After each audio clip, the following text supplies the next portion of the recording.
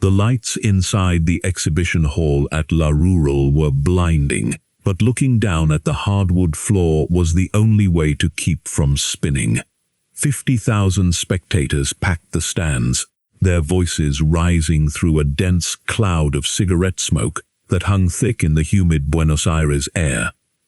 In the middle of it all was a sacred 30 by 40-foot dance floor, the final battleground of the Tango World Championship semi-finals. Out of more than 1,000 couples from 29 countries, only 10 pairs remained standing. Most of the competing dancers had spent 15 years perfecting their craft together. For Tim Ferriss and his dance partner, Alicia Monti, it was the climax of 5 months of relentless, 6-hour daily rehearsals. As Alicia shifted nervously from foot to foot in her evening dress, Tim smoothed his pinstriped suit and adjusted his blue silk handkerchief. He whispered a single word in Argentine Spanish. "Tranquilo, take it easy." She laughed, and just as their couple number, Pareja numero 152, was called over the loudspeaker to an erupting crowd, a sudden thought flashed through Tim's mind. What on earth would I be doing right now if I hadn't left my job and the United States over a year ago? That single question is the entryway into a completely different way of living. For decades, society has sold a default blueprint. Work 40 to 50 hours a week for 40 or 50 years. Stack away money in a 401k or IRA, and defer every major adventure, passion, and restorative rest period until the elusive milestone of retirement. But what happens when that traditional contract breaks down? What if you could separate your income from your time, leverage international geography, and construct a life of complete freedom today, rather than in your golden years? This is the central thesis of lifestyle design, and the movement known as the New Rich. The New Rich are those who abandon the deferred life plan and rewrite the rules of modern living, using the twin currencies of time and mobility. To understand how Tim Ferriss uncovered this hidden subculture, you have to look at his own absurd series of failures and breakthroughs. Born 6 weeks premature, with a 10% chance of living, his mother affectionately nicknamed him Tunafish due to a muscular imbalance in his eyes. His disdain for arbitrary rules began in kindergarten, when he was made to eat a bar of soap for refusing to learn the alphabet without a proper explanation. At 14, he took his first job as an ice cream parlor cleaner. Realizing the manager's cleaning protocol duplicated effort, young Tim redesigned the workflow, finished 8 hours of cleaning in 1 hour, and spent the remaining 7 hours reading kung fu magazines and practicing karate kicks outside. He was fired in 3 days with the parting lecture, "Maybe someday you'll understand the value of hard work." Later, after slipping into Princeton University, despite SAT scores 40% lower than the campus average, he launched an audiobook titled How I Beat the Ivy League. He used all his summer savings to manufacture 500 cassette tapes and proceeded to sell exactly 0. Undeterred, he tested another venture, a speed reading seminar. He plastered campus with neon green flyers, charging $50 per seat. Pulling in $533 per hour taught him his first vital business lesson. Always find a proven market before designing a product. By 2001, after surviving a startup sales job at Trusan Networks, where he was ordered to dial for dollars starting with the letter A in the phone book, Tim struck out on his own. He launched Brain Quicken LLC, a sports nutrition company, using $5,000 in credit card debt. Within months, the business was generating over $40,000 per month in revenue. Yet, despite the cash flow, Tim was utterly miserable. He had trapped himself in a self-made prison, working 14-hour days, 7 days a week. During a family vacation to Florence, Italy, he spent 10 hours a day inside a dark internet cafe, panicking over email and operational bottlenecks. In June 2004, on the brink of a complete physical and mental breakdown, Tim walked into JFK Airport in New York, bought a one-way ticket to Europe, and forced himself into a radical experiment. He automated his company, eliminated redundant operational steps, and restricted his email checking to just 1 hour every Monday morning. The result? Without his constant micromanagement acting as a bottleneck, company profits actually increased by 40%. He had cracked the code. He transitioned from an overworked entrepreneur into a member of the new rich, leading to his landmark framework: D.E.A.L, definition, elimination, automation, and liberation. To step onto this path, you must first understand the fundamental divide between the D.E.A.L and the new rich. This division is vividly illustrated in the story of Mark, a South Carolina magnate Tim met in first class on a midnight flight over Las Vegas. Mark wore an enormous diamond ring and owned convenience stores, gas stations, and gambling venues. He routinely gambled away $500,000 to $1 million per weekend trip. Yet when asked which of his vast business empires he enjoyed the most, Mark answered instantly, none of them. He had spent 30 years of his life surrounded by people he disliked to buy things he didn't need, cycling through trophy wives and luxury cars, existing essentially as one of the living dead. Mark represents the traditional D.E.A.L mentality. The D.E.A.L works for themselves or seeks to be the boss. The new rich aim to be the owner who owns the trains while someone else ensures they run on time. The D.E.A.L works to retire early or young. The new rich distribute mini-retirements throughout their entire life, recognizing that physical capacity, energy, and mental endurance are naturally cyclical. The D.E.A.L aims to make a ton of money. The new rich aim to generate targeted cash flow tied to defined dreams and explicit timelines. The D.E.A.L measures success by absolute income, the raw total dollar amount on a tax return. The new rich measure wealth by relative income, driven by the freedom multiplier. The freedom multiplier dictates that money multiplies in practical value depending on the number of W's you control in your life. What you do, when you do it, where you do it, and with whom you do it. Consider a 5th grade math problem comparing two individuals. Jane Doe makes $100,000 per year, working 80 hours per week for 50 weeks. Her hourly return is $25 per hour. John Doe makes $50,000 per year, but he works only 10 hours per week for 50 weeks. His return is $100 per hour. In terms of relative wealth and time freedom, John is 4 times richer than Jane. The power of lateral thinking and relative wealth is demonstrated by real-world case studies of people who rejected standard options. Consider D.E.A.L Begg-Smith.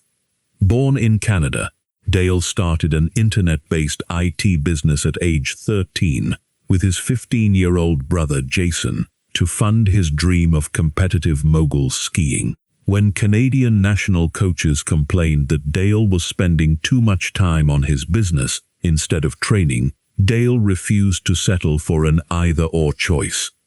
In 2002, he moved laterally, relocating to Australia where the national ski team was smaller and more flexible. By 21, D.E.A.L drove a black Lamborghini, ran the 3rd largest company of its kind in the world, and won an Olympic gold medal at the 2006 Turin Winter Games. Consider also Julie and Mark, a couple living in Paris who dreamt of sailing the world. Rather than postponing their dream until their 3 young sons were grown, Julie realized that waiting for the perfect moment meant it would never happen. They bought a sailboat and spent 15 months navigating 15,000 miles across the globe, from Venice to the tropical islands of Polynesia. By selling the sailboat in New Caledonia at the end of their journey, the total net cost of their world voyage came to between $18,000 and $19,000, less than what they would have spent on rent and basic groceries living in Paris for that same year. Furthermore, their children learned patience, coexisted harmoniously in a floating bedroom, and developed a passionate love for reading. Or look at Deb, who took a mini-retirement with her child to live at an alternative boarding school in a Florida forest with a spring-fed pond, breaking away from the soul-crushing routine of driving across icy highways between daycare and an office. To join these individuals, you must embrace the core rules that invert traditional assumptions. First, recognize that retirement is nothing more than worst-case scenario insurance, not a primary goal. Second, accept that interest and energy are cyclical, requiring planned periods of work alternating with recovery. Third, realize that doing less meaningless work is not laziness.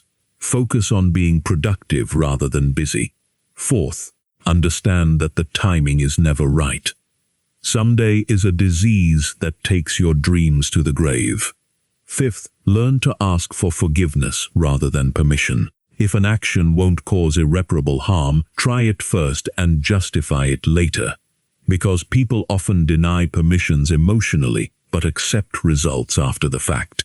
Sixth, emphasize your strengths rather than wasting energy attempting to fix minor weaknesses.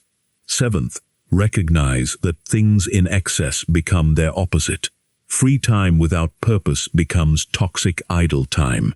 Eighth, realize money alone is not the fix-all solution. Ninth, focus on relative income over absolute income. And 10th, actively eliminate distress. Harmful stimuli, like abusive bosses or destructive criticism, while seeking out eustress, the healthy stress and challenge that pushes you to expand your limits and grow. The cornerstone of Step I definition lies in overcoming fear. The primary obstacle keeping people trapped in unfulfilling jobs is not a lack of ambition, but vague, unexamined anxiety. When faced with a radical change, the mind projects ambiguous nightmare scenarios. The antidote is a systematic exercise called fear setting. The power of conquering fear by explicitly defining it is illustrated by the story of Hans Keeling. Hans was an attorney working at a prestigious law firm in Century City, Los Angeles. Every morning, he woke up with a feeling of deep dread, contemplating 40 more years of corporate routine. One night, after sleeping under his desk to finish an exhausting project, he promised himself that 3 strikes meant he was out. Strike 3 arrived right before he left for a vacation in Rio de Janeiro, Brazil. While standing on a rocky cliff, 3,000 feet above Copacabana Beach, Hans drove his body forward into nothingness, floating high above the green rainforest on a paraglider. Soaring in the thermal updrafts, he realized that the risks he had feared were completely overblown.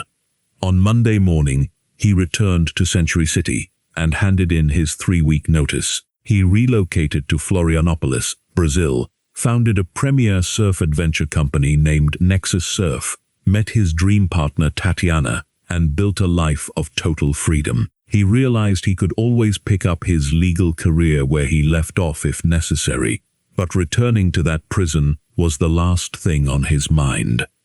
Another powerful example is Jean-Marc Hachi. In the early 1980s, Jean-Marc arrived in Ghana as a volunteer right in the middle of a military coup d'état, hyperinflation, and the worst regional drought in a decade. Clean water and bread were completely unavailable. For 4 full months, Jean-Marc survived on a basic, slushy porridge made of cornmeal and spinach, nicknamed mouche à la Ghana. Experiencing that extreme baseline taught him a profound lesson. Even in the absolute worst-case scenario, survival is simple. You do not need luxury material goods to thrive. You only need basic sustenance, good friends, and control over your time. To perform the fear-setting exercise yourself, grab a notepad and answer 7 specific questions in detail. First, define your absolute nightmare. What is the single worst thing that could possibly happen if you quit your job or took the leap you are considering?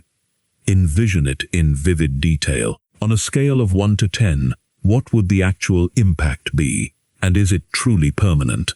Second, outline the exact steps you would take to repair the damage if that nightmare came to pass. How could you get things back under control? Could you take a temporary job, borrow a couch, or cut back on expenses? Third, define the probable positive outcomes of taking action. What are the internal benefits, such as confidence and self-worth, and external rewards of a realistic outcome? Evaluate their impact on a 1 to 10 scale. Fourth, ask yourself what you would do if you were fired from your job today. How would you regain financial control, and how quickly could you step back onto your current career track if forced to? Fifth, identify what you are postponing out of fear. Remember that what we fear doing most is almost always what we most need to do. A person's success can be measured by the number of uncomfortable conversations they are willing to have. Sixth, measure the cost of inaction. Do not merely evaluate the risk of taking action. Calculate the atrocious physical, emotional, and financial cost of standing still for 1 year, 5 years, or 10 years. If you stay on your current track, where will you be in a decade? Inaction is the ultimate high-risk choice. Seventh, ask yourself, what are you waiting for? Recognize that waiting for the perfect timing is an illusion born of fear. Once fear is neutralized, you must reset your destination by replacing ambiguous goals with precise dreamlines.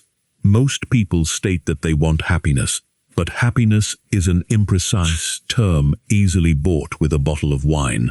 The true opposite of happiness is not sadness, but boredom. Therefore, the practical goal to chase is excitement. Unreasonable, grandiose goals are actually easier to achieve than realistic ones. 99% of the world is convinced they cannot achieve big things, so they compete fiercely for middle-tier, realistic goals. The competition is intense at the bottom, but surprisingly thin at the top. Furthermore, massive goals act as an adrenaline infusion, generating the endurance required to overcome major obstacles. You will fight through brick walls to sail a catamaran through the Greek islands, whereas you won't bother jumping a minor hurdle for a mediocre weekend trip to Columbus, Ohio. This dynamic was proven in an experiment Tim conducted during his guest lectures at Princeton University. He challenged his class of high-achieving undergraduates to contact 3 seemingly impossible-to-reach figures, such as former President George Bush, J.Lo, Bill Clinton, or J.D. Salinger, and get one of them to answer a thought-provoking question.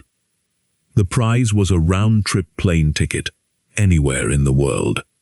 The first year he ran the contest, out of 20 ambitious students, exactly 0 completed the challenge.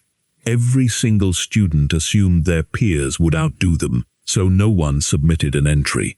The following year, Tim shared this cautionary tale. Knowing that the competition was non-existent, 6 out of 17 students completed the challenge in less than 48 hours. One student, Ryan Marinan, cold-emailed venture capitalist Randy Komisar to discuss Soto Zen Buddhism, and reached out to Google CEO Eric Schmidt asking when he had been happiest in his life. Schmidt's reply was tomorrow. Another student, Nathan Kaplan, tracked down former Newark Mayor Sharp James by looking up campaign contributions on fundraise.org to find his address, cross-referencing a phone directory, and calling him directly to discuss childhood education. The lesson was clear. High-level access is open to anyone willing to execute simple, targeted outreach. To create your own dreamlines and avoid becoming what Tim calls the fat man in the red BMW convertible, an individual who accepts terminal boredom as a tolerable status quo, you must follow a precise calculation process. First, create 2 separate timelines, a 6-month timeline and a 12-month timeline. Under each timeline, List specific goals across 3 distinct columns: having, being, and doing. Having includes material desires like an Aston Martin DB9 or specialized equipment. Being represents identity goals, such as being fluent in Chinese or becoming a great cook. Second, convert every single being goal into an actionable doing step. For example, being fluent in Chinese becomes having a 5-minute conversation with a native Chinese coworker. Being a great cook becomes cooking a 6-person Thanksgiving dinner from scratch. Third, pick the 4 most life-changing dreams across your columns for the 6-month timeline. Fourth, calculate the exact monthly cost of these 4 dreams. Shift your thinking from total price tags to monthly cash flow. Luxury items are frequently far cheaper to finance than people assume. A brand new $260,000 Lamborghini Gallardo Spider can be leased for $2,897.80 per month. An Aston Martin DB9 can be acquired for $2,003.10 per month. A round-the-world flight covering Los Angeles, London, Frankfurt, Tokyo, Singapore, Bangkok, and Delhi can be bought for just $1,399. Fifth, determine your target monthly income, or TMI, using the standard formula. Add your total monthly Dreamline expenses, or one-time dream costs, divided by the total timeline months to your basic living expenses, and multiply the living expenses by 1.3 to account for a 30% safety buffer. Divide your TMI by 30 to calculate your TDI, target daily income. For example, if your total dream costs are $954 a month and your monthly baseline expenses are $2,600, your TMI is calculated as 954 plus 2,600 times 1.3, yielding a target of $5,957 per month. Divided by 30, your target daily income is $197.90 per day. Sixth, break down each of your 4 core dreams into 3 distinct, highly immediate action steps. Define 1 action to complete right now in under 5 minutes, 1 action to complete tomorrow before 11 a.m., and 1 action to complete the day after tomorrow before 11 a.m. If it is late at night, your immediate now step could be sending an email or setting an alarm to schedule a phone call. Never postpone momentum. Take the first step immediately. To build the mental strength required for these steps, complete the eye gaze comfort challenge. For 2 consecutive days, practice making direct eye contact with every person you encounter, whether walking down the street or engaged in conversation, holding your gaze until they break eye contact first. Maintain focus on a single eye. Remember to blink normally so you do not look aggressive, and maintain contact while you are speaking. If someone asks what you are staring at, simply smile and say, "Sorry about that. I thought you were an old friend of mine." Expanding your comfort zone directly expands your ability to get what you want. With your goals defined and your fear managed, you enter step 2, elimination. Modern culture glorifies busyness, but busyness is almost always an excuse to avoid the few critically important, uncomfortable tasks. Running around an office with a phone pressed to your ear holding a stack of papers might yield corporate approval, but it will not buy you a lifestyle of freedom. Time management is a flaw. The goal is not to do more in every available second, but to strip away the unessential. As pioneer aviator Antoine de Saint-Exupéry noted, perfection is achieved not when there is nothing more to add, but when there is nothing left to take away. Elimination relies on 2 foundational pillars, Pareto's law and Parkinson's law. Pareto's law, also known as the 80-20 principle, originated with Italian economist Vilfredo Pareto.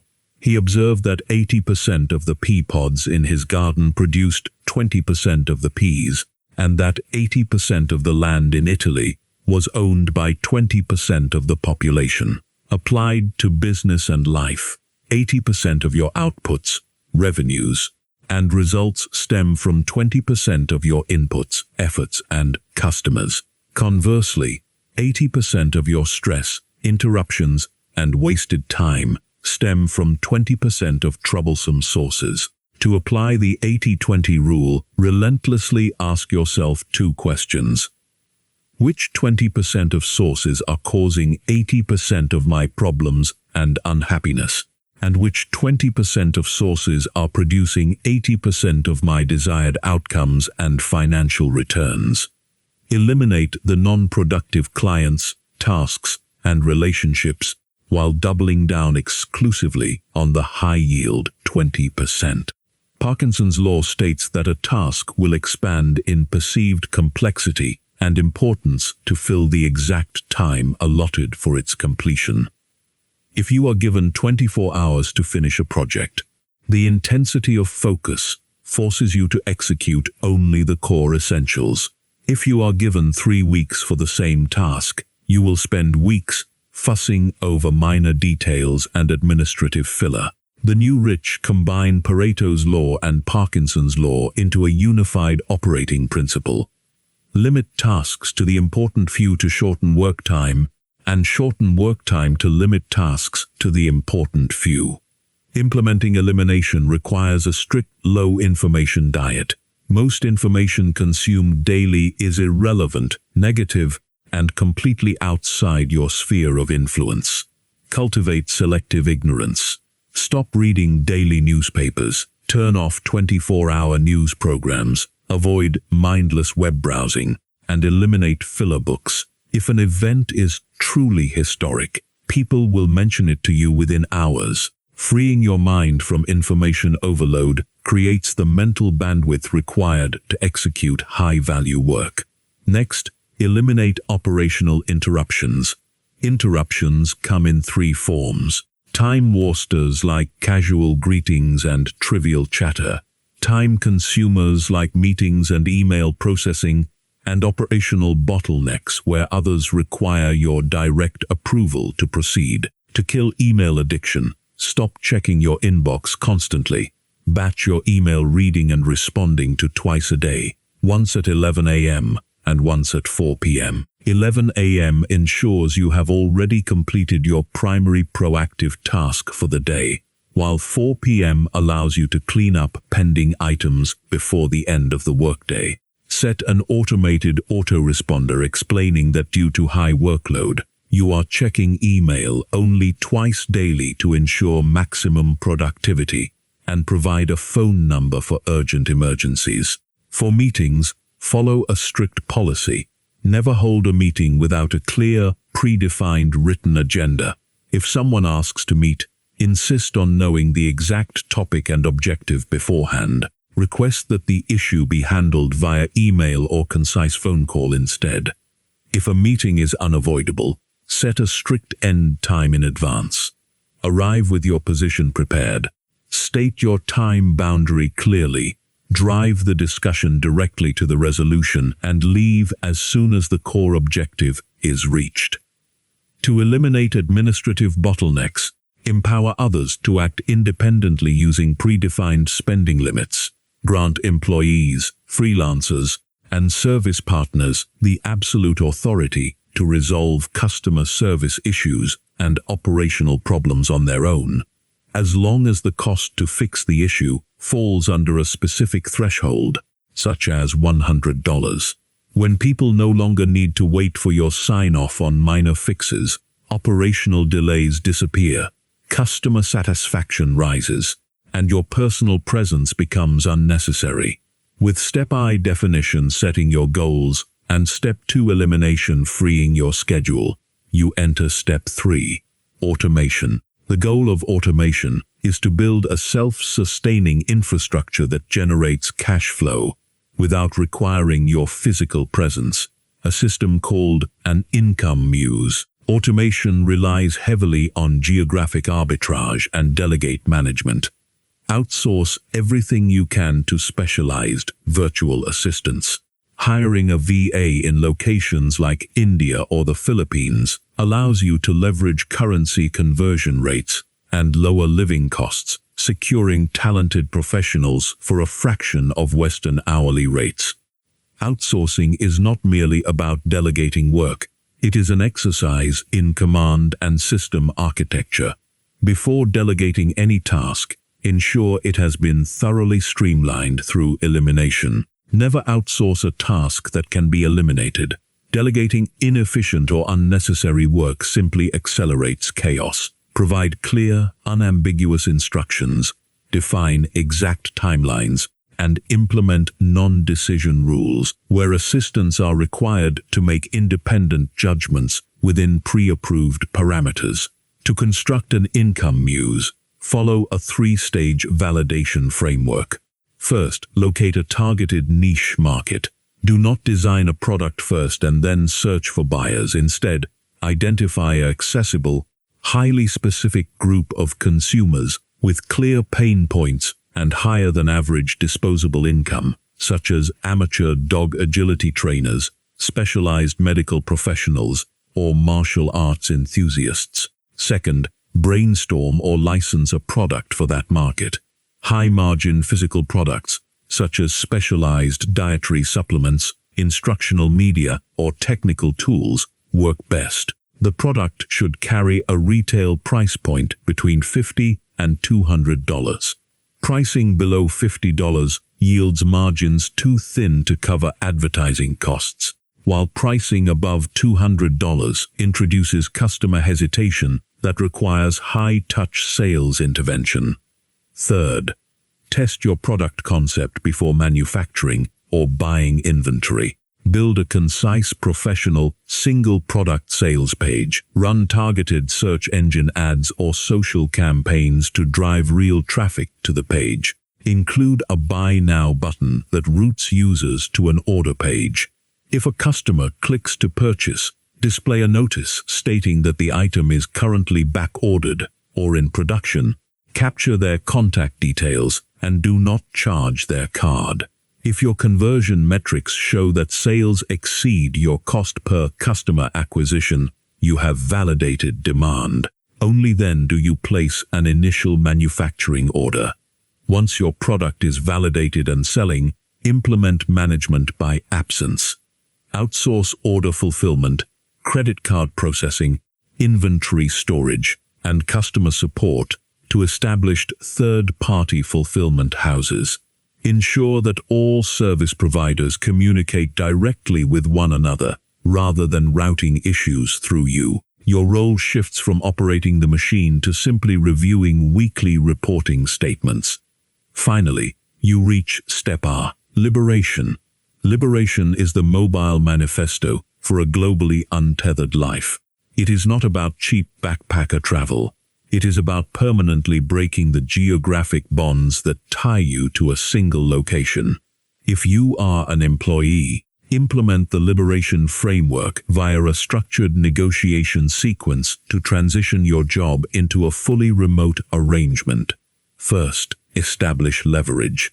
Make yourself indispensable to your employer by mastering high-value skills and applying elimination principles to boost your visible output by 200 to 500%.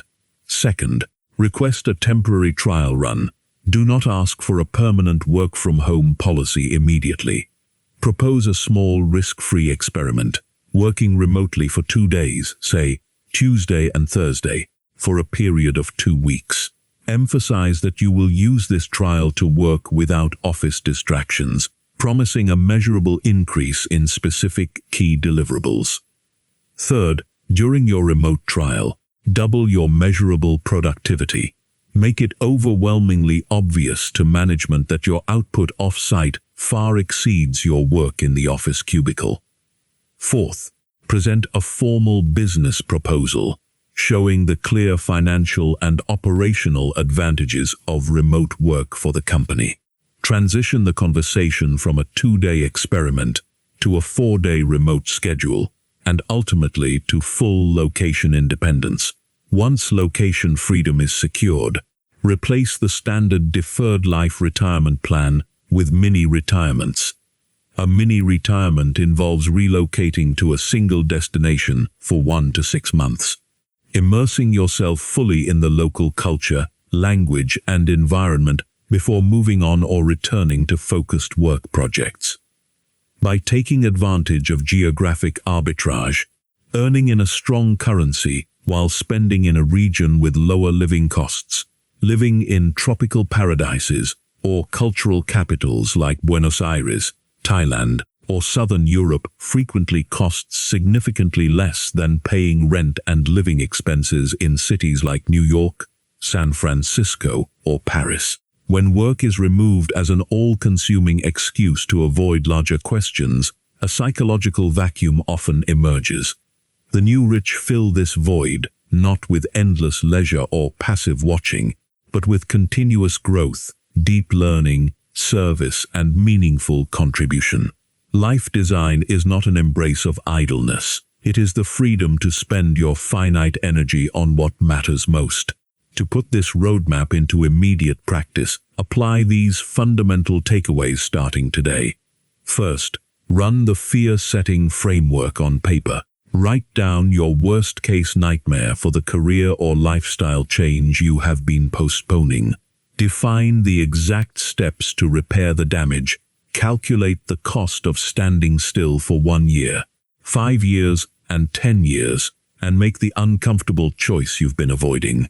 Second, calculate your target monthly income and target daily income based on real Dreamline costs. Shift your perspective from grand total savings goals to monthly cash flow realities.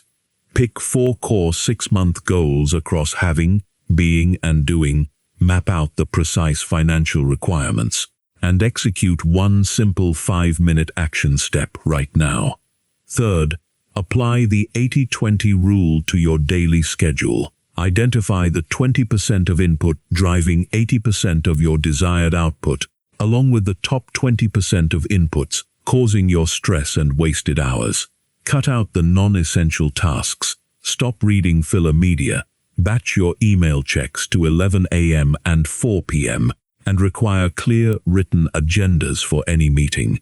Fourth, embrace eustress. Make uncomfortable choices and reject the self-defeating assumption that you must wait until age 62 to live the life you want. The baseline rules of the traditional work world are merely socially reinforced illusions. Take control of your time, leverage your location, and build your life as a member of the new rich today.